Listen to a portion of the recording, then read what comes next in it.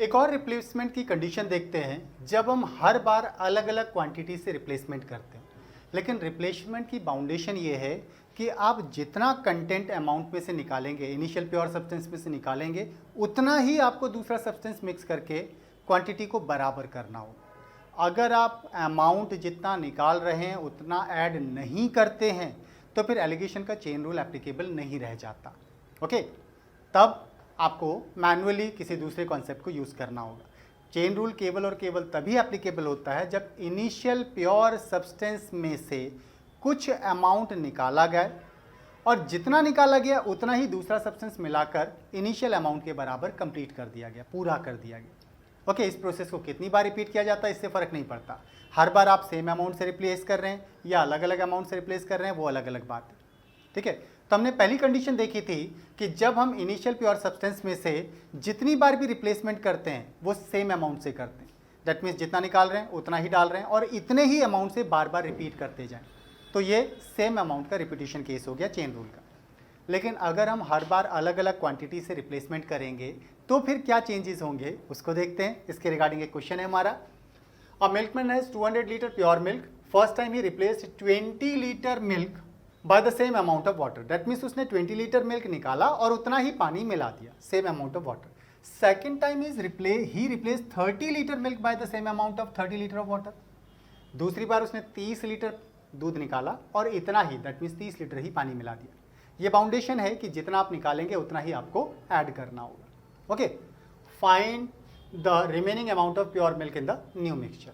हमने अभी देखा था कि अगर हम सेम अमाउंट से प्रोसेस को रिपीट करते हैं तो कॉन्सेप्ट क्या था, remaining amount of pure substance identify करने के लिए इनिशियल अमाउंट के साथ हमने इंटू किया था 1 minus replaced amount upon initial amount, और इस पूरी वैल्यू का एक्सपोनेंट जितनी बार रिपीट कर रहे हैं। ओके, लेकिन अगर ये प्रोसेस हर बार अलग अलग अमाउंट की हो जाएगी तो क्या चेंजेस होंगे।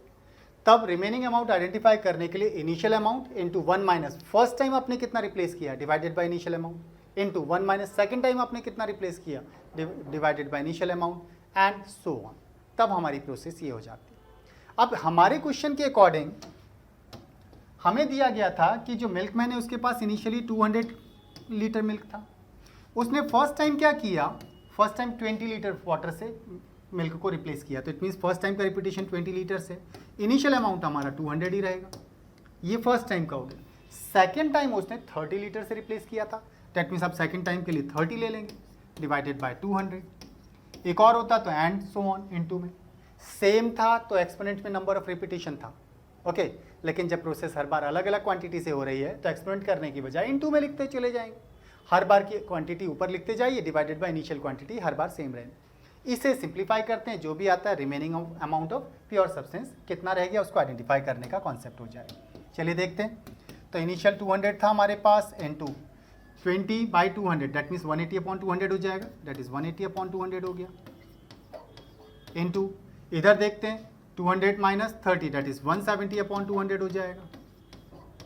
क्लियर, सॉल्व करते हैं तो 200 एलिमिनेट हो जाएगा, 00 टू 00 एलिमिनेट हो जाएगा 2 से 9 टाइम्स। अब 17 का 9 से मल्टीप्लाई करना, टेबल याद होनी चाहिए। 17 9 153 लीटर।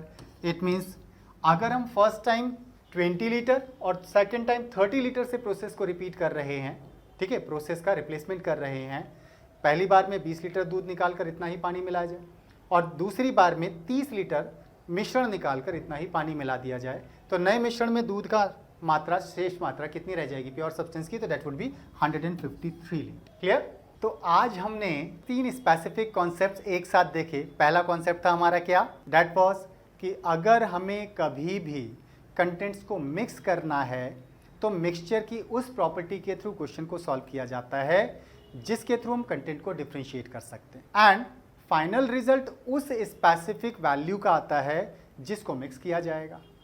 सेकंड, अगर हमें जिन सब्सटेंसेस को मिक्स करना है और जो मिक्सचर है वो सारी वैल्यूज रेशियो फॉर्मेट में दे दी जाए तो फिर रेशियो के जितने भी कंटेंट्स हैं उनमें से किसी एक कंटेंट को लेकर क्वेश्चन को सॉल्व किया जाता है। ओके, एक और बात हमने मिडिल में देखी थी, हमें वाटर ऐड करने के लिए कहा गया था और वाटर में मिल्क एंड वाटर के रेशियो की बात आई थी।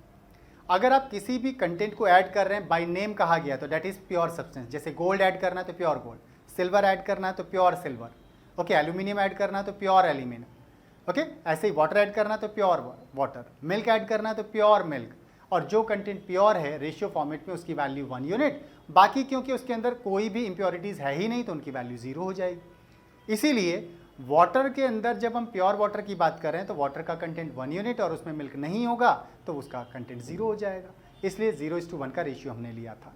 क्लियर। नेक्स्ट आया हमारा चेन रूल।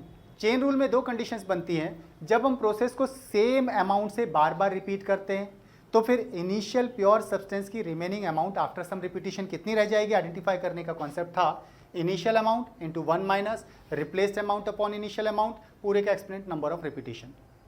लेकिन अगर आप हर बार अलग अलग क्वांटिटी से रिप्लेस करते हैं, पहली बार 20 लीटर निकालकर 20 लीटर मिला दिया, दूसरी बार 30 लीटर निकालकर 30 मिला दिया, चौथी बार 40 लीटर निकालकर 40 मिला दिया, तो हर बार अलग अलग अमाउंट से, लेकिन बाउंडेशन है कि जितना निकालेंगे उतना ही ऐड करना है दूसरा सब्सटेंस। ओके, तभी चेन रूल का कॉन्सेप्ट एप्लीकेबल होता है। तब ऐसे केस में जब हर बार अलग अलग क्वांटिटी से रिप्लेस किया जाए तो एक स्पेसिफिक नंबर ऑफ रिपीटिशंस के बाद कोई भी इनिशियल सब्सटेंस कितना रह जाएगा उसको आइडेंटिफाई करने का कॉन्सेप्ट सेम वैसा ही है, इनिशियल अमाउंट इंटू 1 माइनस पहली बार कितनी अमाउंट से रिप्लेस किया divided by initial amount into 1 minus second time कितनी अमाउंट से आप रिप्लेसमेंट कर रहे हैं divided by initial amount and so. इस तरह से अलग अलग क्वांटिटी के साथ रिप्लेसमेंट का चेन रूल का कॉन्सेप्ट ये हो जाता है। तो आज के लिए हम अपने वीडियो लेक्चर को यहीं पर वाइंड अप करते हैं। अगर आपको हमारा वीडियो लेक्चर पसंद आए तो प्लीज़ हमारे चैनल को सब्सक्राइब, लाइक एंड शेयर जरूर कीजिएगा। अगर ये कॉन्सेप्ट्स आपको अच्छे लगे हों तो फिर इन कॉन्सेप्ट्स की कंटिन्यूसली प्रैक्टिस कीजिए जिससे आप एग्जाम में किसी तरह की प्रॉब्लम फेस ना करें। साथ ही आज के वीडियो लेक्चर को हम यहीं पर वाइंड अप करते हैं। नेक्स्ट वीडियो लेक्चर में एक और स्पेसिफिक कॉन्सेप्ट के साथ आपके सामने फिर रिप्रेजेंट होंगे। तब तक अपना ध्यान रखिए, अपनी प्रिपरेशन कंटिन्यूस रखिए। Thank you for today. Thank you.